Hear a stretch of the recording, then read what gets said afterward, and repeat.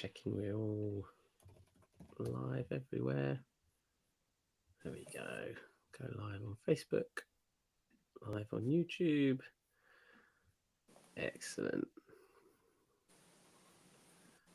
We should be there. Hello and welcome to Colin Bradley Artcast. I'm Stephen Bradley.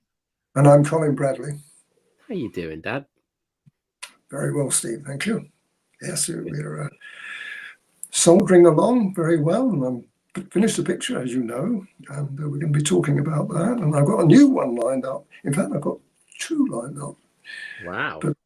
But the next one, I had the original one lined up. I thought, yes, I'll do that, definitely. And then this one popped up yesterday. I thought, no, that's ahead of it. You could do that one first before the other one that you wanted to do. Yeah, I'm going to do both of them. But this one was a cracker. And, well, I'll show you later. I'll show you at the end. Oh, there you go. That'll keep people watching, won't it? You know how to keep the audience's attention, don't you? Absolutely. Lovely. Excellent. Good stuff. Yes, as you mentioned, you finished the picture. That's what we're going to be talking about today. I thought it would be good to answer a couple of questions that actually, I think it's just one question that's come in off of our last podcast. Mandy commented on YouTube and said,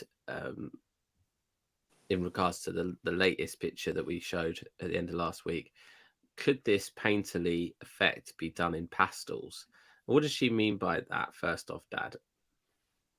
The answer is it could. Oh, yes.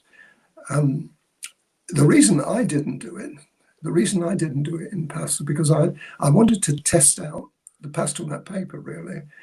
And I've got mixed feelings about it now. And if I did it again, I probably would do it on watercolour paper, but I'd still use watercolour and pastel for this particular picture.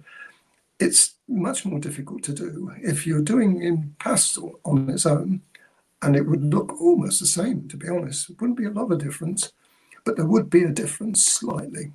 But I do understand people saying that, gosh, watercolour is a frightening prospect, and it is. It's not easy. So if you've got any hesitation at all, don't do it. Do it in pastel. This is the picture we showed last week. So this was where we left people. All right. And you can see on the screen that the differences in the wash that you've put down and the actual colour of the paper that is in the bottom right and actually bottom left hand side. So let's show people what you were at, the sort of in-between stages, because you sent me an in-between where you'd done the house. So that is the stage before it's completed. And I did wonder what you were going to do with that house. Because you said that you needed to, it's up right at the front, so you needed to make it interesting. And how have you done that? I knew what I was going to do. I mean, obviously, I was following Quinton's picture, but I had to do my own thing. And you remember I said just a few minutes ago that if I was doing it again, I would do it in watercolour and pastel, and I'd also use the pastel matte paper. Now, why is that? I'll tell you what, Steve, if you can go right in on that building on the left, if you can go right in, no, I want to go right in, further than that. Now that's it. Now look at that texture. Does that not look like real covered brick? I don't know what they call it. There's the stuff that they put on top of it. But that's so realistic looking. I've never seen anything quite like it. That's PastelMat. It's got that texture to it. That texture always worked really well for you with ombre paper and landscapes and bricks and things. But this really works for this sort of textured house effect as well. PastelMat does. That's right. You can pull back now. I just wanted to point that out to you because it was very, very marked when I saw it. I thought, it really is quite exceptional. And that's what stands away, I think, on this picture. people probably wouldn't realise it when they're looking at it. They would, oh, that's a lovely picture. And I showed it to a friend of mine yesterday, and he said, oh, I like that. He loves landscape work anyway, and he said, oh, I like that. And I knew from his statement there that that was a bit impressed. He was a bit impressed with it. It's interesting to see it almost done, except this section down here. Why did you leave this part till last? Is it the most intricate, or is it just the way that you scanned your eyes through the picture? No. The reason I do that is because I work from back to front. I think I mentioned that right at the beginning with when I was talking about the sky. I go for the sky, then do distant trees, and then I do the forward trees, and then I do the church and the buildings. I could have done that, but it's just the way I feel about things. I like to place things in the order. So that's the reason. And the other reason is it was going to be hard. And it's a hard one. And you'll see when we show you the picture in a minute. Just before we do that, there is another thing I would like you to do if you can. Can you focus on the house that we've just done there, we've just been talking about, on the edge of the thatch by the upstairs windows? Stop there. Isn't that thatch realistic? The way it looks as though it's just draped across looks as though it needs a bit of trim. But I was very impressed with that. All I did there, well, not all, I used just a little ochre and a little ivory just to pull off those little whispers there that you see.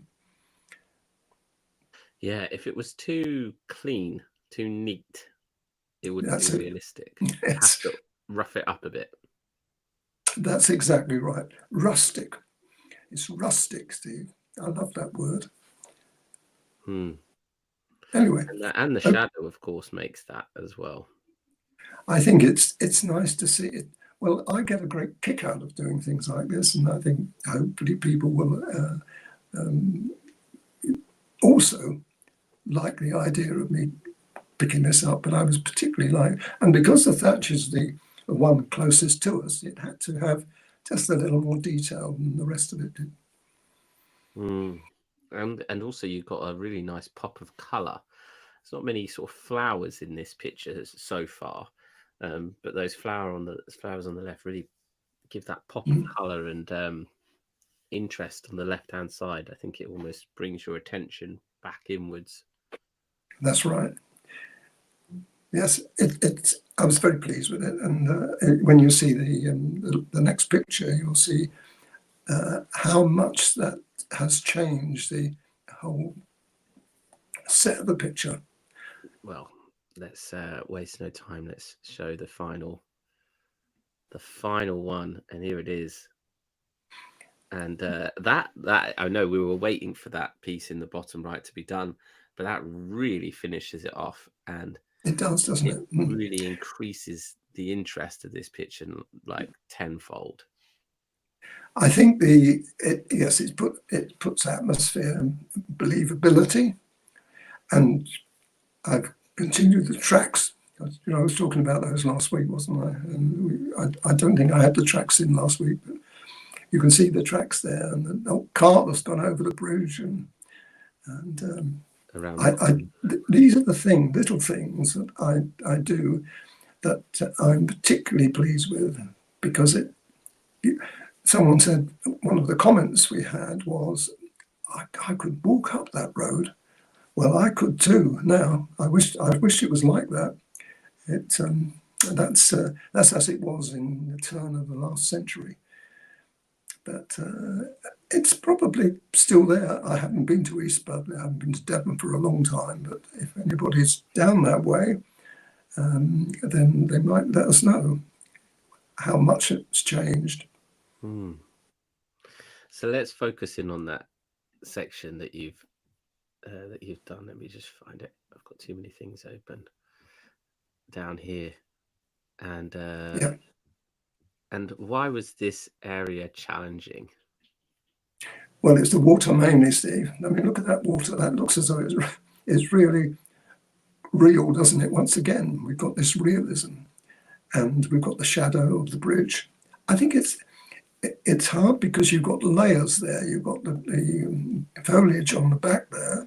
Then you've got the bridge, and I had to concoct this a little bit because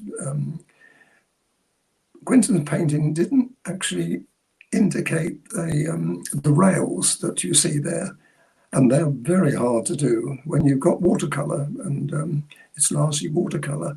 But I had to miss those out when I was doing the watercolor. Can you imagine trying to miss them out?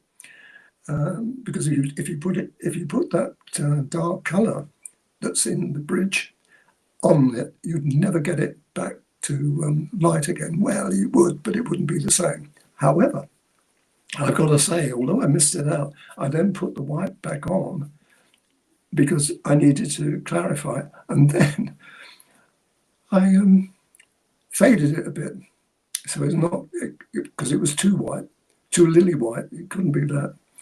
So I had to make it look a little bit like a stainless steel, or not stained, it wouldn't stainless steel in those days. It would have been an iron railing there. These are little things that are challenging. I don't mind them. I think they're fun. But I think it depicts exactly the era. Yeah. All those posts and that. I mean, I agree. And I think just the steady hand that you've needed to kind of draw those, because it's not straight, like a straight line with a ruler. You kind of got no, to you can't. You curves a little bit. You've got to freehand a bit of that. That would make me You incredibly have. nervous. You can't. I mean, if you tried doing rules on that, it would look awful. It's got to look, again, rustic comes into it. It's got to look as though it's been handled a few times and got bent. No, you can't have a straight line with the rule. But I think the whole thing now is when you look back on the past weeks, we've shown this picture. When I started off with the sky, I knew what this was going to look like before I finished it. You can have that in your head. You know what you're going to do, and you've got to be like that. Really, you can't say, "Oh, I'll make it up as I go along." You've got to know instinctively, I think, how you want it to look. And one of the things, as I mentioned to you last week, you've got to come from the back and you come forward, and in each layer, and it's got to be done at the right time, especially if you're doing watercolor and pastel. And but I think it's one. I think it's probably my favourite so far on the landscape. So, would you do something like this again on PastelMat? Oh yes, that's a good question, really, because I've been saying, and even on the video, I said, if I did this again, I'd do it in watercolor paper. But having seen the finished picture, and I didn't really have too many problems. I've mentioned a few on here where you've got the bleeding, but the texture of that picture is unique. I don't think that I've ever seen even Quinton's pictures look as though they've been done in watercolor. Very good. He was a very good artist. But it doesn't have that kind of magical appearance. So I'm hoping people take this on, and if they're brave enough to have a go at it, then I'd like to see more pictures. I'm definitely going to do another one and I will use the PastelMat because I do know the problems now. I know the difficulties. Would you only do this kind of picture again, like as in a Quinton-esque? There's buildings, etc. in it. Well, I have. I've had a look at the few websites that feature his work. I haven't found a picture yet that I would like to do. There's a lot of them I could do, but it's got to be something that appeals to me. There were a couple that tempting. I think it depends on the reaction we get to this picture. If people like it, and would like to see more, well, just let us know, because that's the key to this. But I would love to do another one. Yes. The other thing as well that I've just looked at this picture and thought is there are no people in it. That's an unusual choice for you. There's no people in this landscape. Usually you like to put, it's very rare that you do. You've only done another landscape recently with you chose not to put anyone in.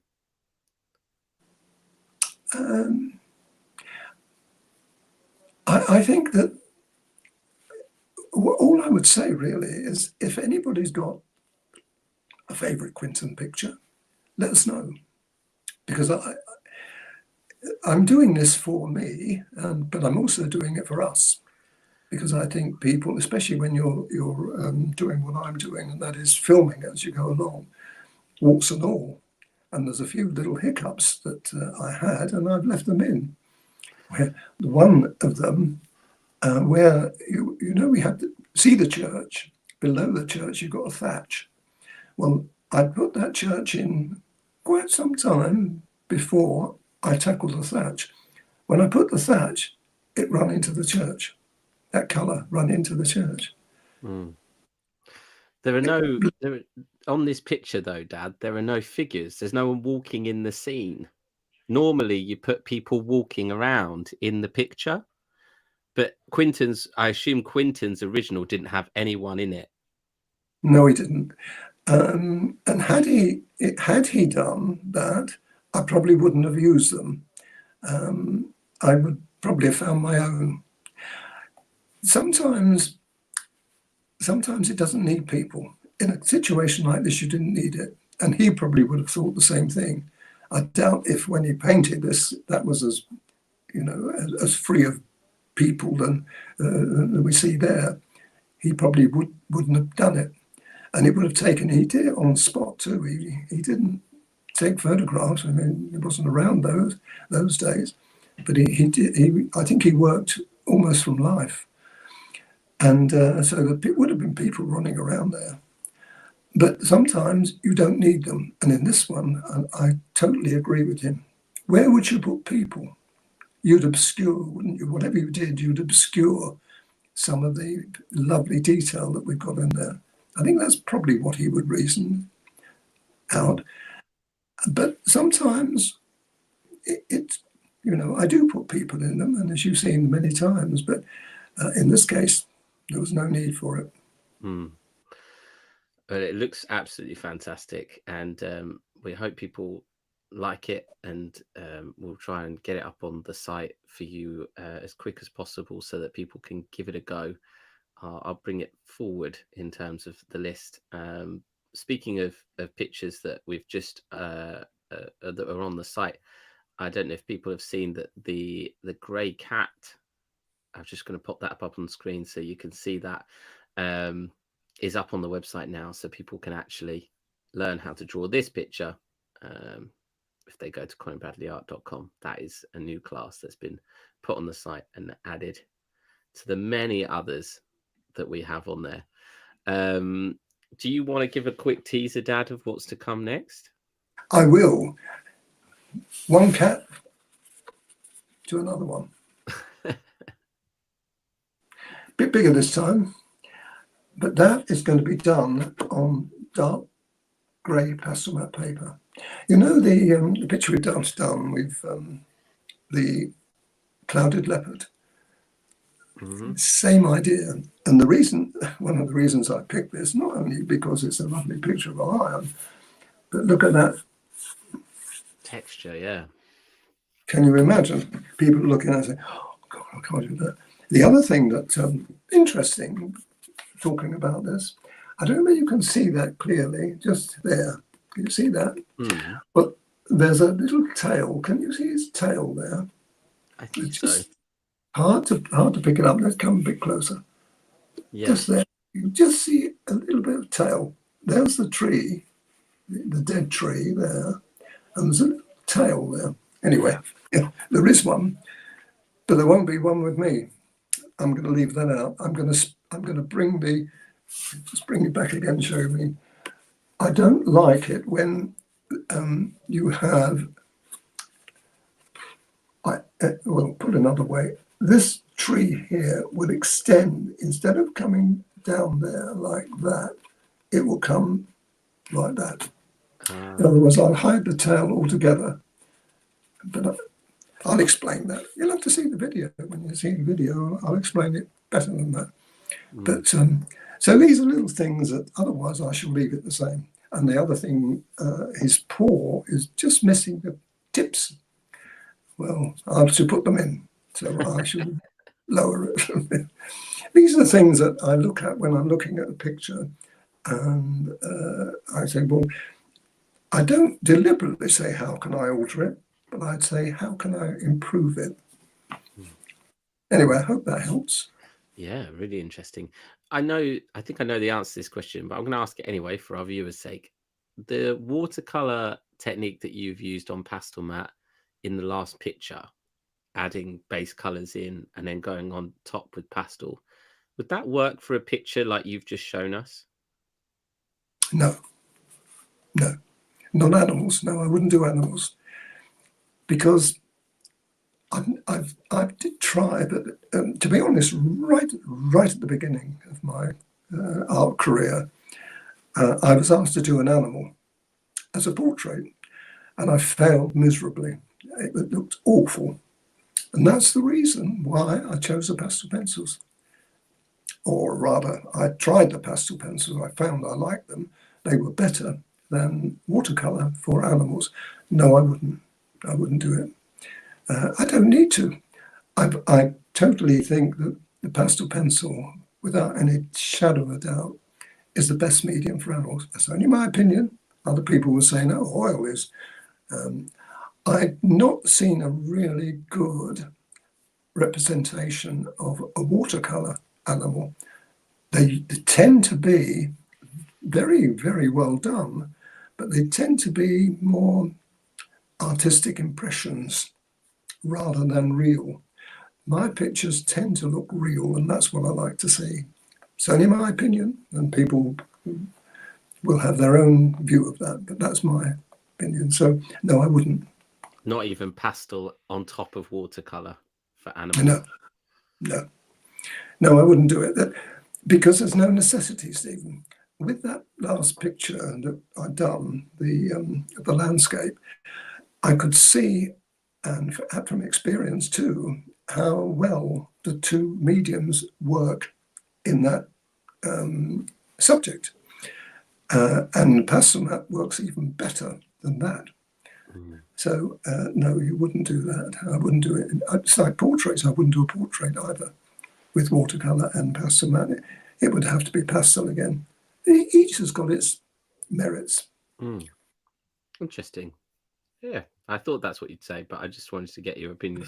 People might wonder as well in the comments. Lovely stuff. Well, if anyone has anything they want us to discuss, then please drop a comment on this video or send us an email.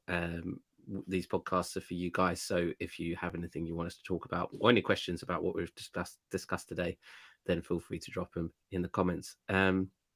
We'll be back next week to talk about the upcoming picture, Dad, and see how, maybe if you've made a start, how you've been getting on with it. And we'll also touch base on anything else, but for now we'll leave it there for this week. So thank you everyone for watching and for listening. I'm Stephen Bradley, and I'm Colin Bradley. Enjoy your week.